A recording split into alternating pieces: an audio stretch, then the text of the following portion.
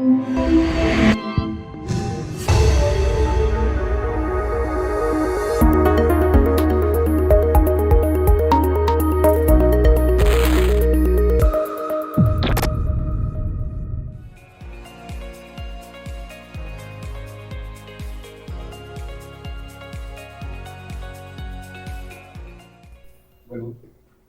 buenas tardes.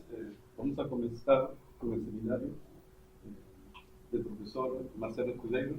El profesor Marcelo Escudeiro es especialista en singularidades, ¿no? Y hoy vamos a tenerlo, ¿no? Dando una charla acerca del número de Tillurina, ¿no? Gracias por la introducción. Gracias al profesor Percy, profesor Fernando, por la invitación, por estar acá esta semana. Ha sido muy productivo, ciertamente. Y hoy me gustaría hablar algunas cosas de un proyecto, un gran proyecto que hace muchos años estamos intentando desarrollar para entender un poco más sobre clasificaciones e invariantes de curvas planas. Eso es algo que nos gusta mucho, hacer clasificación de objetos en matemáticas, según una relación de equivalencia. Y un punto clave para eso es justo intentar identificar objetos o información que son constantes em suas classes de equivalência e que isso nos permite distinguir elementos que são ou não equivalentes de acordo com uma certa relação de equivalência. Quando consideramos curvas planas, há muitas relações de equivalência que nós podemos imponer, estudar, e acá me gostaria de entender apenas sobre dois aspectos, duas relações de equivalência. Primeiro, o que para mim é uma curva plana. É uma curva que nós chamamos afim e se pode dar ou pode descrever como um conjunto de zeros de uma série analítica em duas variáveis, uma pequena densidade da origem, ou seja, um gérmen de curva. É isso que estou entendendo. E, nesse caso, a única imposição sobre a série F é que seja reduzida. Não me gostaria de trabalhar com fatores que são múltiplos. Pode ser, não é necessariamente irreducível, podemos ter vários fatores irreducíveis, pero todos distintos, ou então, ao menos que não sejam associados. E as duas relações de equivalência que me gostaria abordar e sacar propriedade é a equivalência topológica e a equivalência analítica. Há muitas outras, há equivalência bi-Lipschitz, há outros tipos, mas a mim me gostaria focar esses dois tipos de relação de equivalência sobre as curvas. De que trata a equivalência topológica?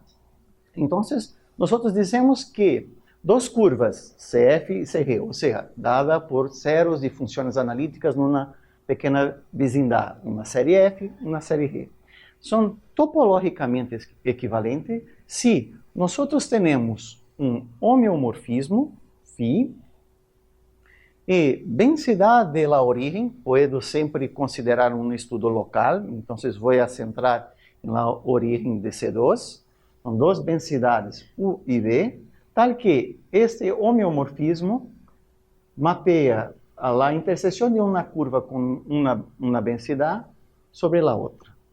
Vale? Se nós agora, mais do que um homeomorfismo, considerarmos que a aplicação φ de C2 em C2 seja um isomorfismo analítico, então, imponendo coisas um pouco mais fortes, então isto é o que nós dizemos que as curvas são analiticamente equivalentes. Do ponto de vista topológico, a classificação de duas curvas já está hecho, creio que ao princípio do século 1930 hasta 1950 temos, por exemplo, um estudo que permite distinguir do ponto de vista topológico duas curvas de uma maneira, digamos assim, fácil, com invariantes muito bem caracterizados e que permite distinguir duas classes topológicas. Pero do ponto de vista analítico, o problema é um pouco mais difícil. O primeiro problema é que tipo de invariante podemos utilizar, como fazer a distinção de classes analíticas. Esse é um problema um pouco mais complicado e, ano passado, com Maria Rodríguez Hernández, nosotros tenemos un método para distinguir el caso analítico para curvas com várias ramas. Antes disto, 2003, com Abramo Refes, teníamos hecho o caso irreducível, que foi a clave para tentar generalizar e considerar outros invariantes, outros aspectos para fazer a classificação. Pero hoje, não é sobre a classificação propriamente dita que me gostaria falar para vocês, e sim alguns invariantes sobre do ponto de vista topológico e analítico que nós podemos sacar e as relações que podemos obter deste ponto de vista. Dois invariantes se destacam neste estudo, que são o número de Milnor e o número de Tiurina, que está no título da charla. O número de Milnor é invariante muito conhecido, introduzido por Milnor, e é invariante topológico de curvas planas. Na verdade, a ideia, a introdução de Milnor é pouco mais general, pode considerar outra situação, mas para o caso de curvas planas, se pode incluso calcular por uma codimensão de ideal, a codimensão de ideal jacobiano, generado pelas derivadas diferenciais parciais da equação que define a curva. Isso se mostra que é invariante topológico.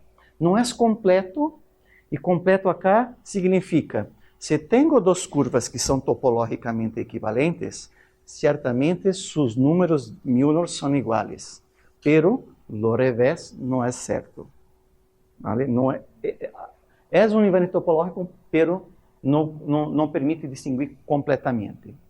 Por outro lado, Tiurina, estudando algo pouco mais general sobre deformação, introduziu um número que se mostrou invariante analítico também para curvas, muito parecido com o número de Milnor, e a única diferença é que nós agregamos ao ideal jacobiano a própria equação de la F. Agora, esse número é mais fino, captura informações analíticas. Segue diretamente da definição de número de Milnor e de número de Tiurina, que o número de Tiurina sempre é mais pequeno ou igual ao número de Milnor. E estudar a relação que envolve o número de Milnor e o número de Tiurina ha despertado interesse de muitas pessoas. Então, a desigualdade superior é trivial por conta da definição. E eu agreguei acá uma outra desigualdade interessante, que há par de anos foi motivo de uma conjectura de Dinka e Gruel, que dizia que, para qualquer curva plana, o número de Milnor está limitado inferiormente por 3 partido por 4 do número de Milnor.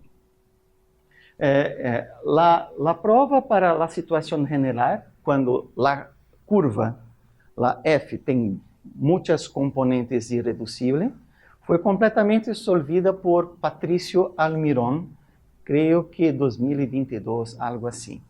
Mas me gostaria contar uma coisa sobre essa desigualdade, que nós também estávamos tentando provar outra coisa sobre uma fórmula para Tiurina, em caso genérico, por exemplo, o caso irreducível.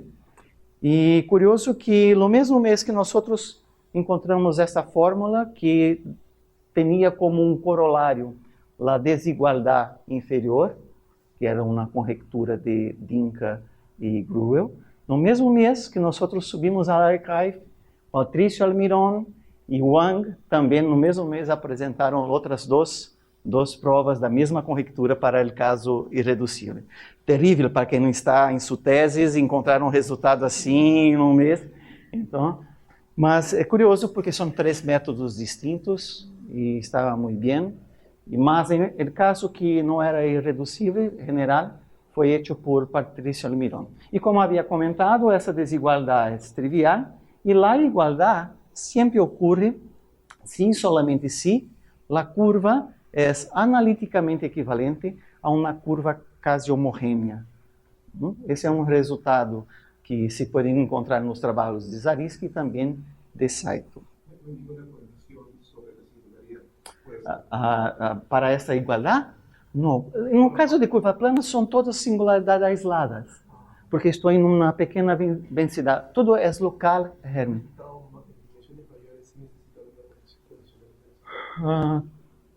Quando temos hipersuperfície, não é mais curva plana. Para singularidade aislada, temos o mesmo.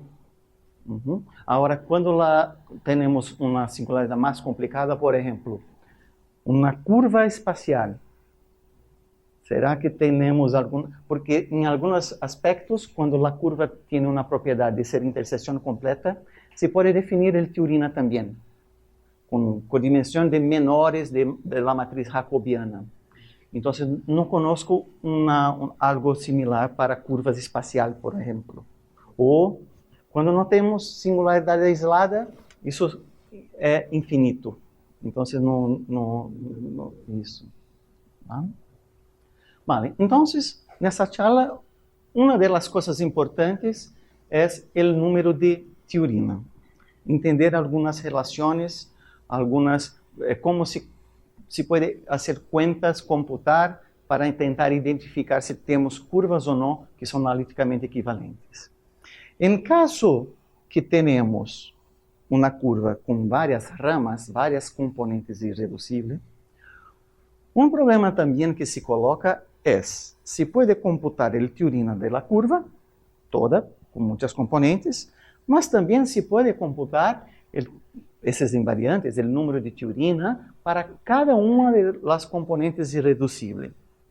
Qual é a relação do teorema da curva e da teorema com cada um de seus componentes? Para tentar ter isso mais em conta, deixe-me apresentar uma fórmula também que se acredita Milnor, que faz o mesmo para o número de Milnor. Se tenho, por exemplo, uma curva, digamos que tem R componentes irreducíveis, então Milnor, com seu estudo, permite que o número de Milnor da curva se pode expressar como uma soma de todos os números de Milnor, de cada uma de suas componentes irreducíveis, mais o doble de la suma de las multiplicidade de interseção 2 a 2, cada uma de suas curvas. Isso ainda há que se ajustar, quitando a quantidade de ramas mais 1. Essa é uma forma clássica de Milnor, anos 60, algo assim, que permite relacionar o número de Milnor de cada uma de suas componentes e do comportamento geométrico, como cada uma de suas curvas intercepta cada uma de suas componentes intercepta a outra, e obter uma fórmula para o teorema total da curva. Uma coisa que nós estávamos buscando é, será que é possível uma fórmula, ao menos similar a esta de Milnor, para o caso de número de teorema? Se pode expressar o número de teorema da curva utilizando o número de teorema de cada uma das ramas e mais alguma informação geométrica das ramas? É claro que, tenho que deixar claro que se nós necessitamos computar diretamente o número de teorema, como é uma codimensão de ideal, se pode utilizar bases de Gröbner, bases standard, e se saca precisamente qual é o número. Acá, o interesse é tentarem relacionar justo esses invariantes de las ramas com a curva. Então, sim, se pode obter uma fórmula para o número de teorema. É claro, nós já esperávamos que a fórmula seria um pouco mais complicada, no sentido de que outras coisas mais deveriam aparecer para poder fazer a escritura do número de teorema. E em 2024 ainda está para aparecer, junto com Valmecid Bayer, Edson Guzmán, de Cusco, Abramo Refes, temos uma fórmula que permite expressar o número de teorema da curva utilizando informação de seus componentes. E precisamente o que nós nos gostava era incluso fazer um paralelo com a fórmula de Milnor, quanto mais próxima possível, melhor. E o que nós obtemos foi que o número de teorema é precisamente a suma do número de Tiurina de cada uma de seus componentes. Acá, a suma das multiplicidades de interseção e há um término de correção, nós chamamos de θi, que a princípio poderia ser, pode colocar qualquer coisa de modo a ajustar essa fórmula, não? Mas aparece um novo invariante analítico, θi, que permite justo fazer o ajuste para obter uma fórmula assim. Por um momento, não vou introduzir o invariante θi. Um par de minutos introduzo porque necessito de apresentar alguns objetos algebraicos para que se pueda definir precisamente quem é este invariante θi. Pero o que me gostaria é aproveitar essas duas fórmulas que estão aqui para fazer uma comparação, né, dos términos que estão envolvendo. Mira, na fórmula de Milnor, este término que está em rojo, podemos reemplaçar simplesmente assim, porque teníamos duas vezes a suma da multiplicidade de interseção. Então, assim já temos acá a soma dos invariantes de cada uma das curvas. Acá destacamos a suma da multiplicidade de interseção. E aqui em rojo quedou isto. Essa parte roja também se pode reescrever como uma outra somatória. Parece um pouco mais complicada, mas é mais conveniente, porque podemos ajustar para os mesmos índices do somatório que estava em la forma de número de Tiurina. E acá, então, agregamos aquele número de ramas menos 1, acá, dentro desse somatório, e temos assim. E uma coisa que nos gostaria de dizer é, mesmo sem ainda ter apresentado quem é θi, qual a relação que há entre θi e esta suma que aparece acá? Ou seja, há alguma relação entre eles? Na verdade, essa pergunta não era solamente uma pergunta que nós havíamos feito, mas ao final do ano passado, depois que esse trabalho já estava online, Dinka, o mesmo que havia planteado na conjectura, nos escreveu perguntando justo algo similar ao que temos acá, que podemos interpretar na verdade assim. E qual é a pergunta de Dinka? Bom, então, essa é uma pergunta que nós havíamos feito, e Dinka, nesse paper, havia se perguntado e planteado a seguinte conjectura, também utilizando o número de Tiurina da curva com seus componentes.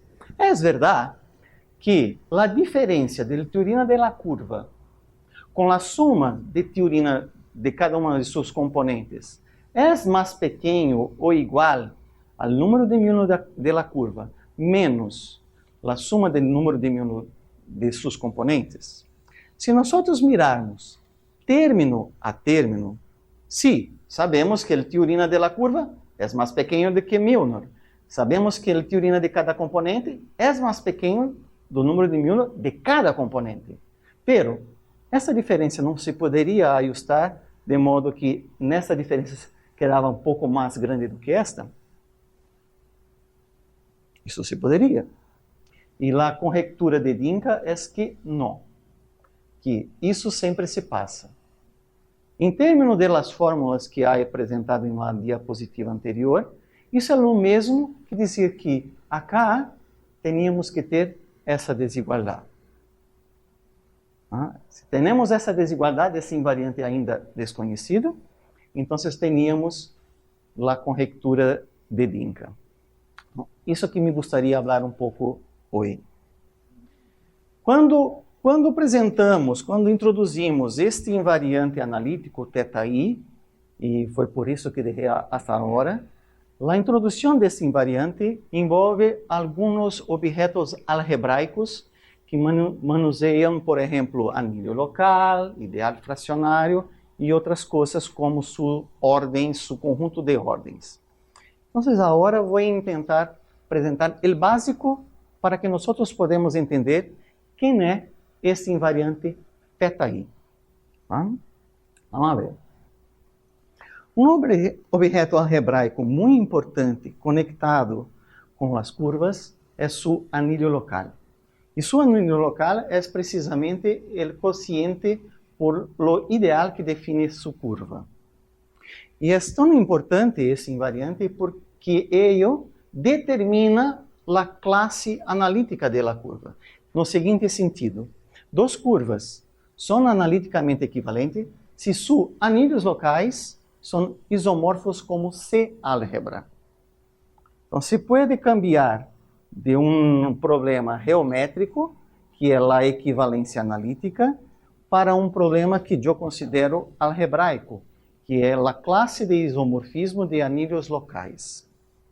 Então, no problema de classificação, que nós temos resolvido para irreducível e várias curvas, é essa interpretação que nós utilizamos e exploramos justo isto, classes de isomorfismos de anilhos locais. Ok, e como sacar proveito desta informação para obter invariantes?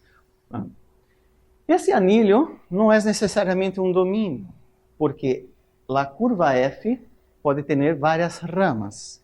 Se a curva f tinha uma só rama irreducível, então o ideal é primo, o cociente é um domínio, puedo pensar em seu corpo de fração. Pero acá estamos considerando uma curva com várias ramas. Então, não é verdade que esse anillo é um domínio. Embora não pueda considerar o corpo de fração, puedo considerar seu anillo total de fração. E neste caso, nós podemos mostrar que o anillo total de fração do anillo local da curva é precisamente o produto dos cuerpos de fração de cada uma de seus componentes. Ki, acá, é o corpo de fração desse domínio, porque quando tenho uma componente irreducível, tenho um domínio. Vale? Esse é o anillo total, é igual a isso. E como se tem uma curva, então se pode parametrizar a curva, é necessário solamente um parâmetro para descrever sua parametrização. Se pode mostrar que o corpo de frações acá é isomorfo a CDT, a este campo acá. Isso é bueno porque pode identificar todos os elementos do anillo local como um elemento deste produto cartesiano disto, e sacar proveito de suas parametrizações e assim por diante. Quando temos uma parametrização em cada componente, então se pode falar de multiplicidade ou então de ordens dessa série de potência. Esse conjunto de ordens é importante e desempenha um papel crucial para sacar e para obter invariantes analíticos e topológicos da curva.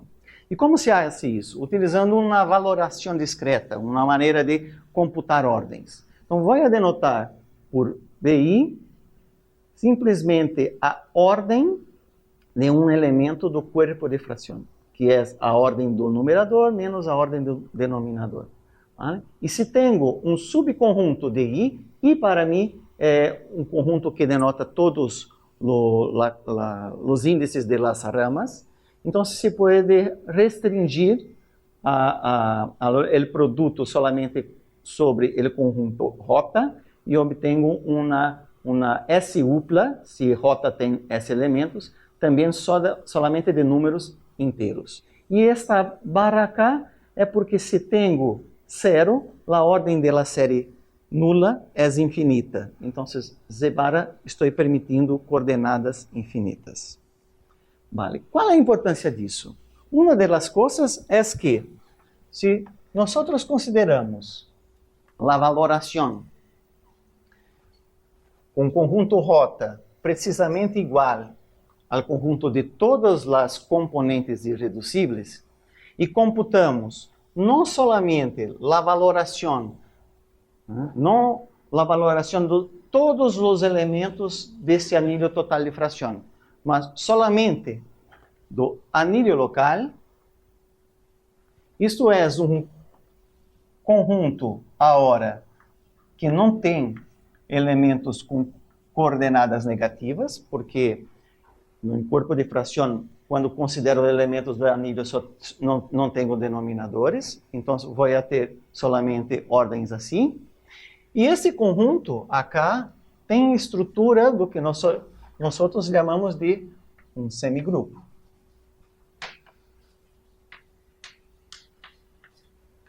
Se tem elemento neutro, el zero, e a soma corresponde justo a um outro elemento desse mesmo conjunto.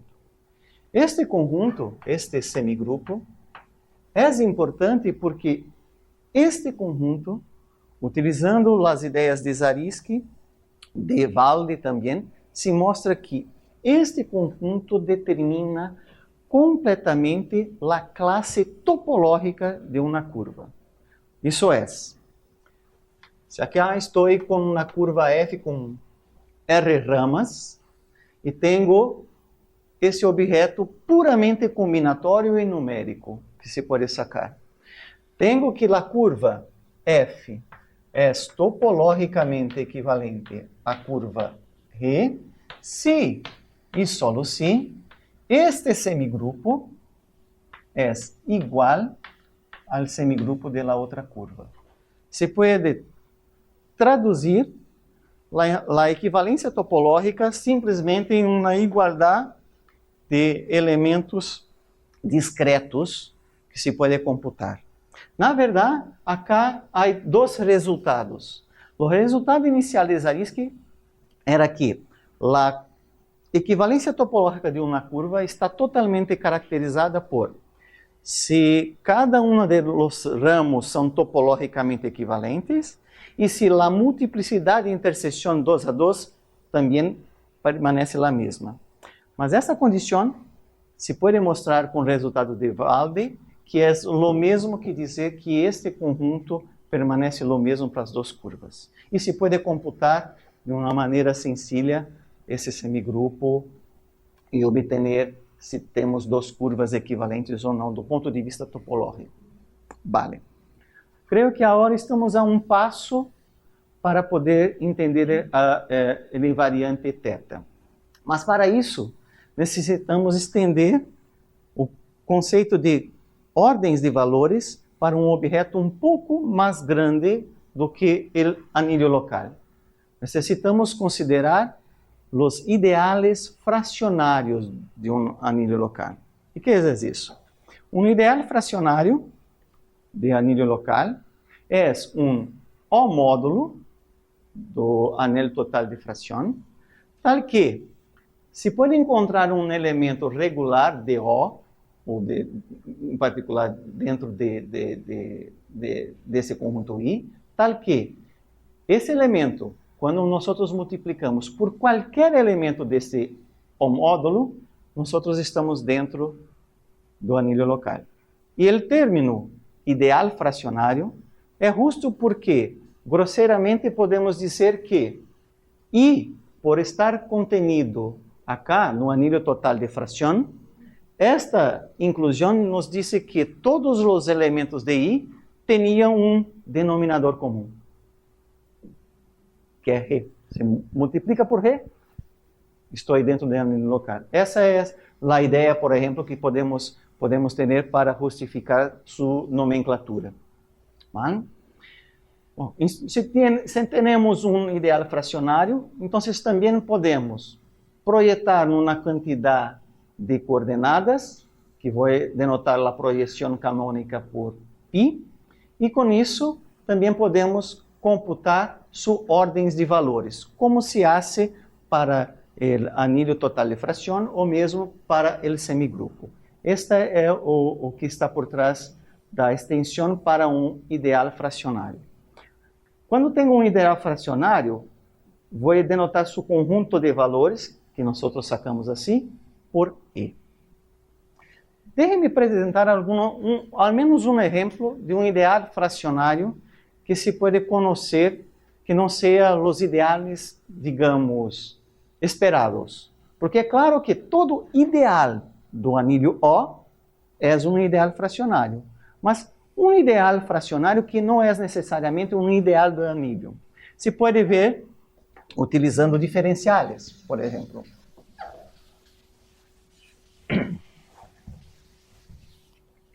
Entonces, me gusta esse exemplo porque as pessoas que trabalham com foliação podem identificar alguns términos que quizá pode ser útil e podemos falar disso também. Vamos considerar, vou a denotar por SF, o conjunto de todas as formas em duas variáveis que tem a propriedade de que quando obtengo isso, o resultado é múltiplo de F. Se ômega não tem em seus coeficientes fatores comuns, isso é o mesmo que dizer que ômega define uma foliação que ao menos F é sua separatriz. Mas acá não estou necessariamente considerando formas que definem foliações que são saturadas, pode ser qualquer. Okay? Isso é equivalente a dizer que existe Re H, uma outra forma, com Re e F não tem fatores comuns, tal que Re por ômega, H, F, mais F é equivalente. Isto eu chamo de módulo de Saito.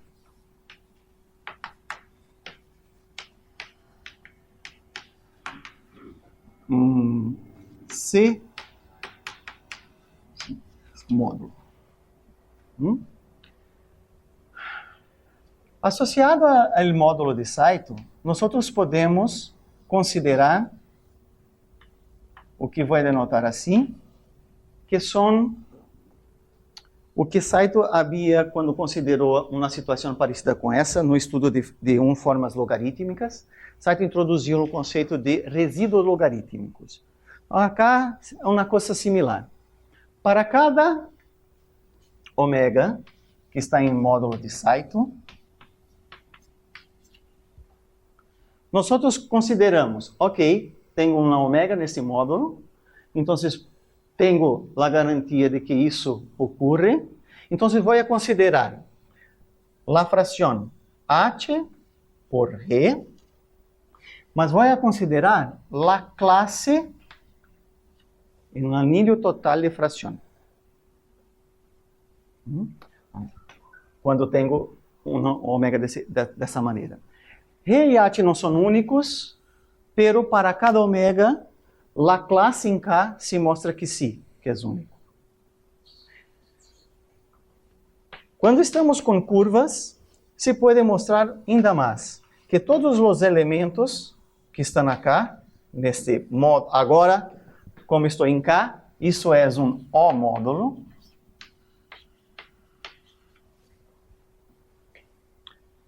Quando estamos acá nessa situação, com uma curva assim, se pode mostrar ainda mais que cada uma, toda vez que tenho uma forma de Saito, este Re, ou seja, puedo multiplicar a forma por la parcial de Y ou de X e obter H e eta conveniente. Isso é, o conjunto de todos os resíduos também se pode obter uma coisa como esta. Sempre se pode obter utilizando uma expressão assim, utilizando a derivada com respeito a Y. Isso nos diz que se tomarmos este O módulo e multiplicarmos por la diferencial de Y, queda elementos que estão em anillo local. Portanto, este conjunto de resíduos, que não é um ideal de O, mas sim um O módulo, é um ideal fracionário. Esse é um exemplo que me gusta sempre falar, porque quizá se puede mirar alguna conexión con foliaciones, algo así. Recuerdo que acá no estoy considerando solamente formas que definem foliações, um módulo. Vale. Então, agora creio que já podemos introduzir quem é o invariante θ. Então, quando temos ideal fracionário, o conjunto de valores, que agora está em uma potência de los naturales, este conjunto, además de ter algumas propriedades algebraicas, tem uma propriedade interessante que ele admite condutor. O que é isso? Que há ponto nesse conjunto, a partir do qual todo quadrante pertence a esse mesmo conjunto. E é o ponto com as coordenadas mais pequenas possível. É isso que estava tentando escrever acá. É ponto do conjunto onde, se barramos este ponto, cada coordenada por uma unidade que seja, não pertence mais. Em dimensão 2, seria algo como assim. Conjunto de valores, há ponto onde, a partir de cá, todo quadrante pertence ao conjunto de valores. Essa esquina seria o condutor. E o conjunto, o invariante θ, tem a ver, utilizando longitud de cadenas e alguma coisa assim, justamente com isto.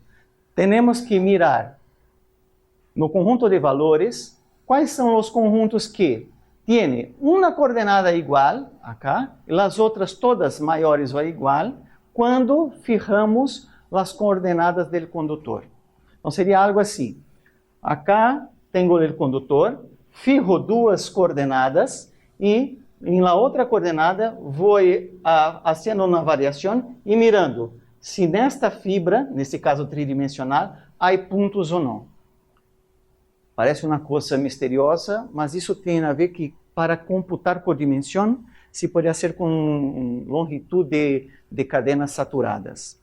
Estou tentando simplificar pouco para não ter que introduzir as condições de cadenas e assim por diante. O importante é, para computar o θi, há que computar uma cardinalidade do conjunto de valores projetados e mais número de pontos que satisfazem isso. Ou seja, péssimo. Difícil de computar isso, porque tenho que ter todo o conjunto e ir mirando combinatoriamente. Muito mais fácil fazer o cálculo de Theorino utilizando bases de Greben, base estándar e já está. Pero é um invariante que permite com isso relacionar o que falta para obter a fórmula de número de Theorino. Isso é como está em um artigo de Communication com Edson, Valmecir e Abramo. Pero depois, nós podemos dar uma outra interpretação. Isso ainda é preprint, está em archive, mas podemos ler o conjunto θ de uma outra maneira. Assim. Quando temos várias ramas e temos elemento que se anula em uma rama, mas não em outra, então sacamos esse conjunto. Então, eu tenho funções, por exemplo, que se anulam numa componente e nas outras não. É isso que está tentando dizer acá. O kernel, o núcleo de pi, uma projeção. Naquele rama, temos uma componente que se anula, mas não se anula nos outros. Então, saca todas as informações de elementos que têm essa propriedade. Uma componente I se anula, nas outras não. Se nós denotarmos por TI isto, e fazermos agora a interseção por sobre um conjunto, isso é, agora estamos mirando elementos de ideal fracionário que se anulam numa quantidade específica de ramas. Se coletamos esses valores, então o θi se pode expressar de uma maneira pouco mais computável, como a cardinalidade do conjunto de valores com respeito ao conjunto de valores numa certa componente. Ainda é misterioso, mas a vantagem é que, na diapositiva anterior, para sacar o valor de θi, eu tinha que ter o conjunto global, todo. Agora, se puede sacar el valor de θi a nível de cada una de las ramas. Aqui, EI é conjunto de valor com respeito a uma rama, e acá também é valoração com respeito a uma rama específica, a rama I. É um avanço, não é o melhor, mas é um avanço, e com esse avanço nós podemos, incluso, obter várias conclusões. Uma delas é, puedo computar codimensão de dois ideais fracionais quaisquer. E a codimensão de dois ideais quaisquer sempre será a soma sobre a quantidade de fatores irreducíveis que esses ideais fracionários têm, de la longitud do quociente de cada uma das componentes, e aqui aparece alguma coisa que é justamente o θi correspondente a cada um dos ideais fracionários. Onde isso nos dá? A fórmula para uma prova para a conjectura de Dinka. Acá solamente para ilustrar um exemplo muito bem conhecido, que é o cálculo de invariante delta para curvas. Temos o anillo local dentro da clausura integral do anillo local, que se pode ler assim, como na série de potências, produto de anilhos de série de potências em uma variável. E me gostaria de calcular essa longitude do quociente. Esse invariante delta que para curvas é bem conhecido. A fórmula é essa, sim, pela diapositiva anterior. E que é isso em azul? Anillo local de uma componente, então seu valor é o semigrupo desta componente. Que é isto? Isso são todos os elementos de anillo local que se anulam na componente J, para todo J que estou considerando no conjunto. Acá para mim são os elementos 1, 2, hasta mais pequenos do que I. Vale? Quais são os elementos do anillo local que se anulam em cada uma das componentes? Se cada uma das componentes é generada por Fi, então anulo sempre que tenho um múltiplo de um Fi, um Fj, um Fk.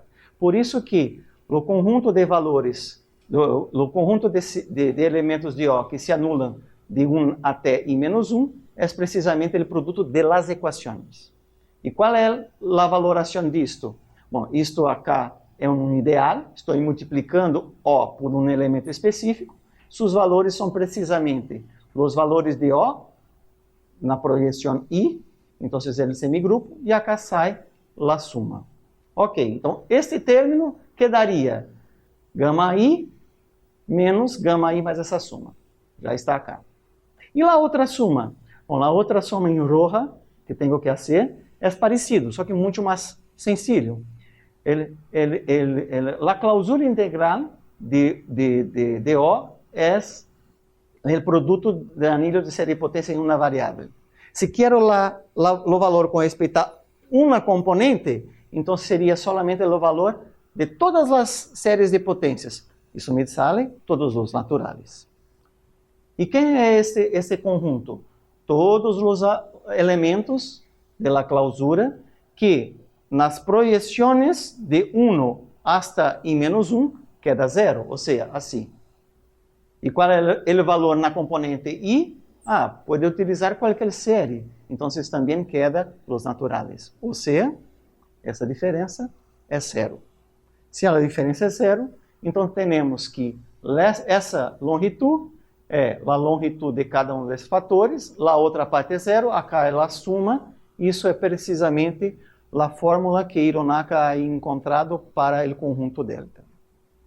Para cerrar a charla, apresento acá a fórmula, a prova de conjectura de Dinka, utilizando para isso como ideal fracionário o ideal jacobiano, porque nós temos assim, isso que nos dá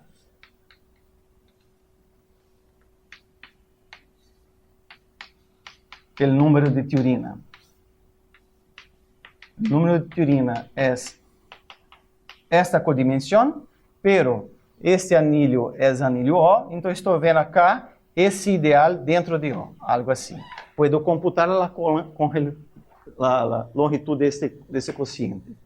Então, acá temos precisamente este teorema que permite computar o término θi que aparecia antes, utilizando valores de elementos de ideal jacobiano, menos, tenho que sacar os valores de elemento de jacobiano que se anulam em cada uma das componentes.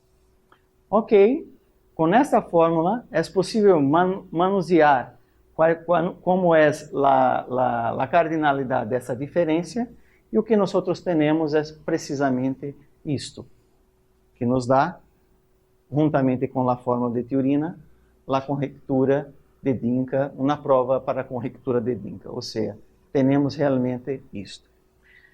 Parece mais complicado fazer isso, mas em certas situações, com esta abordagem de invariante θ, se pode ser preciso encontrar fórmulas cerradas para o número de Tiurina. Solamente para ilustrar, esse já havia comentado sobre a diferencialidade de Saito, solamente para comentar um par de exemplos. Se nós temos uma curva que é quase homogênea, mesmo que tenha dois componentes, por resultado de Saito e Zariski, o número de Tiurina é igual ao número de Milnor. Pero podemos ter cada componente sendo quase homogênea e o produto não é necessariamente quase homogêneo. Mas no caso quase homogêneo seria o mais sencillo para poder encontrar invariantes. Como é isso? Como é, por exemplo, então, o Tiurina quando tenho uma componente quase homogênea, outra componente quase homogênea, pero o produto não é? Acá estamos duas situações para duas ramas. Se temos acá F1 quase homogênea, F2 quase homogênea, alfa 1 e alfa acá seria o equivalente a ter ramas transversais, utilizando a fórmula para computar o invariante θi, utilizando valores, queda que o número de Tiurina é o Tiurina do primeiro, mas o Tiurina do primeiro é justamente o Milnor, porque cada rama é quase ordinária. Acá é o Tiurina ou o número de Milnor da segunda. Este valor corresponde à multiplicidade de interseção e o θ corresponde a um mínimo só envolvendo o pesos de quase homogeneidade. Se então, nós temos duas ramas, pero com mesma tangente, se pode fazer algo similar. Se pode computar e encontrar uma fórmula precisa para esse caso. E para cerrar, um resultado que